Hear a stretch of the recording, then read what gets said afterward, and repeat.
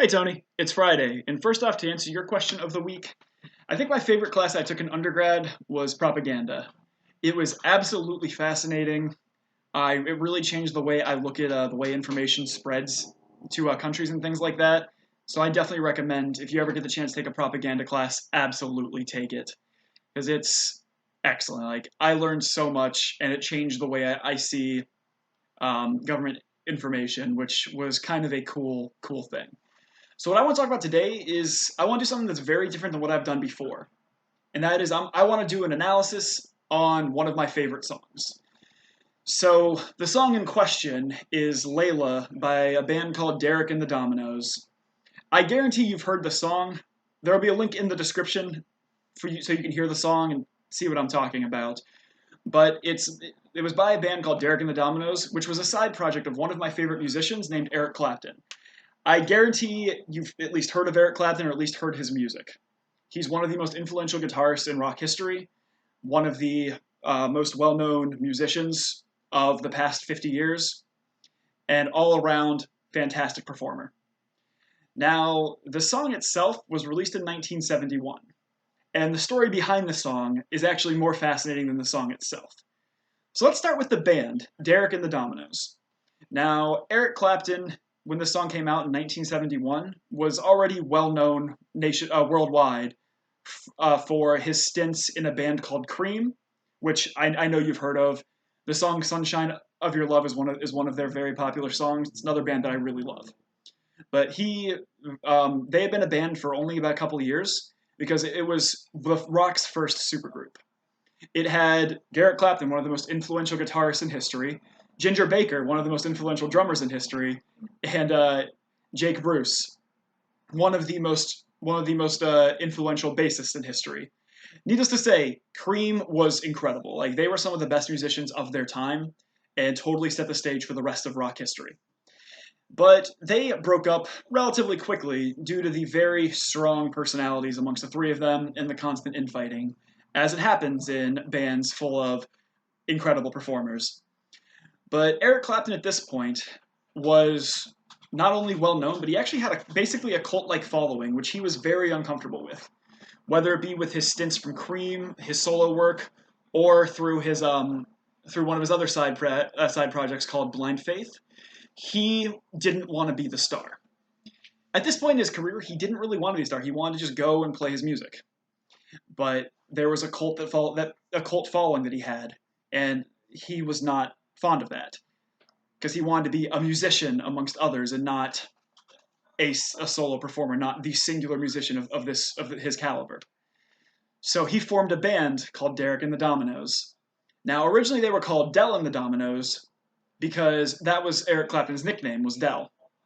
But kind of the funny story behind the band, when they were first announced, it was the announcer accidentally called them Eric and the Dominoes, and then later called them Derek and the Dominoes. So they really liked that name. They liked the way it flowed, so it stuck. Now, Derek and the Dominoes only released one album, and that was called Layla and other assorted love songs. So that was the history of the band. Now let's go into the history of the song and why I find it so fascinating. So around the time that Cream broke up and Eric Clapton was doing some of his solo work, he fell in love with a model named Patty Boyd. Patty Boyd was actually the wife of one of his best friends, George Harrison of the Beatles. So Eric Clapton became deeply infatuated with Patty Boyd and had a classic case of unrequited love. And now I want to go into the song itself. It was all about Eric Clapton's infatuation with Patty Boyd, and they used it. The title Layla came from an ancient Islamic legend called of Layla, who was a beautiful woman who a general fell in love with, but she was married to another man, and so in typical mythological fashion, they both died. At least the general died. I don't know if Layla died.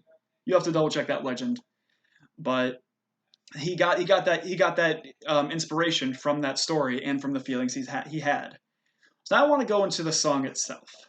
Now, in my personal opinion, it is one of the finest songs of unrequited love I've ever heard. It has a phenomenal opening riff that just sets the stage so perfectly. You'll see in the description when I leave the link to the song what I'm talking about. It was a right bam right in your face, just electric guitar, and it's one of the most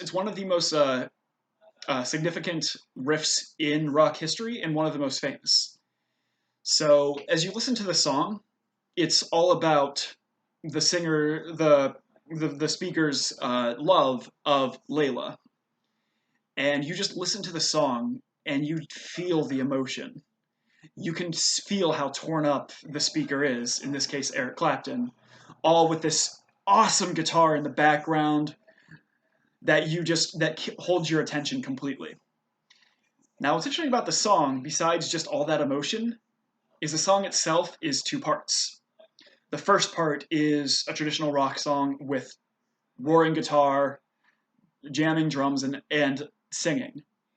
And that's, you feel all that emotion. You feel how much this is tearing the speaker apart. His feelings for Layla that he can't act on because she's taken over his mind, but he can't have her because she belongs to somebody else. Then the song shifts. Four and a half minutes in, the song shifts to a piano part.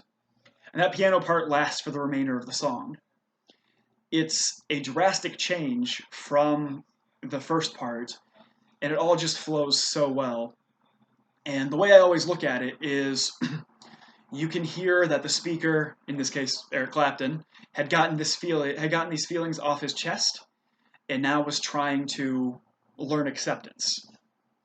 Now, the story doesn't end here. At the end of the song, eventually Pattie Boyd and George Harrison divorced, and Pattie Boyd and Eric Clapton got married shortly thereafter. George Harrison never had any bad feelings. In fact, he was at the wedding and wished them both well. Now, it wasn't exactly a happy ending to the story, though. By the time Eric Clapton and Pattie Boyd were married, Eric Clapton was full into substance abuse, particularly alcoholism, and he became abusive, and he ended up having multiple extramarital affairs. And so they ended up divorcing, but Eric Clapton really kind of grew from that point, and also grew from personal tragedy shortly after they divorced when his son out of wedlock, Connor, fell from a tall building and died at age 4. This happened in 1991, I believe. And so he was hit hard by this, and it made him add more music as he went along. And he's really a fascinating character in rock history, not only due to his influence, not only due to his talent, but just because he was the world's first mega guitar god. Him and Jimi Hendrix were actually friends and professional rivals, so you're talking about very esteemed company there. But it's fascinating. I heavily recommend you listen to the song and tell me what you think. So Tony, my question for you is, what is one of your favorite songs that you just feel the emotion in? Tony, I'll see you on Tuesday. Later, bro.